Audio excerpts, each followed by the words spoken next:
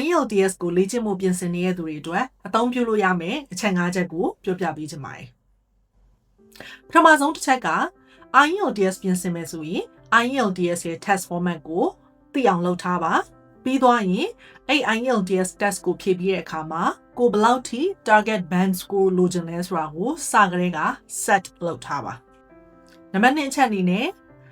IELTS ကိုစတင်ပြင်ဆင်တဲ့အချိန်မှာကိုယ့်ရဲ့အားသာချက်အားနည်းချက်တွေကိုသိအောင်လို့ diagnostic test တစ်ခုခုဖြည့်ထားပါအဲ့ဒီလိုမျိုး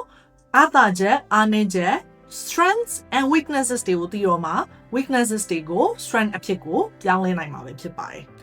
step 3 weakness တွေကို strength အဖြစ်ပြောင်းမှုအတွက်လေ့ကျင့်ပြင်ဆင်ရမယ့် plan ကိုချရေးထားပါနေ့တိုင်းလေ့ကျင့်မဲ့အချိန် timetable ကိုလည်းချမှတ်ထားပါပြီးရင် stick to the plan အဲ့ plan အတိုင်းလုပ်ပါအဲ့ timetable အတိုင်းနေ့တိုင်းပုံမှန်လေးလေ့ကျင့်ပါစာမွေးနေ့ကနေမှတနေ့ကုန်ကြီးထိုင်ပြီးတော့လေ့ကျင့်တာထက်စာရင်နေ့တိုင်းနည်းနည်းစီလေ့ကျင့်သွားတာကအများကြီးပိုပြီးအကျိုးရှိပါတယ် Step 4အနေနဲ့ကတော့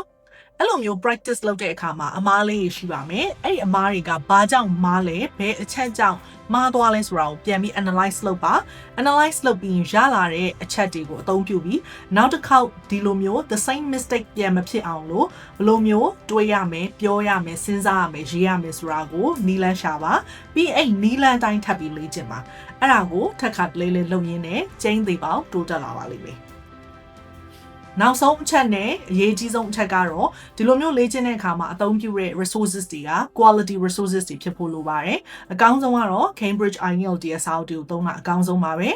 ပြီးသွားရင်တော့လေ့ကျင့်တဲ့ strategy တွေကလည်းမှန်ကန်တိကျတဲ့ strategy တွေဖြစ်ဖို့လိုပါတယ်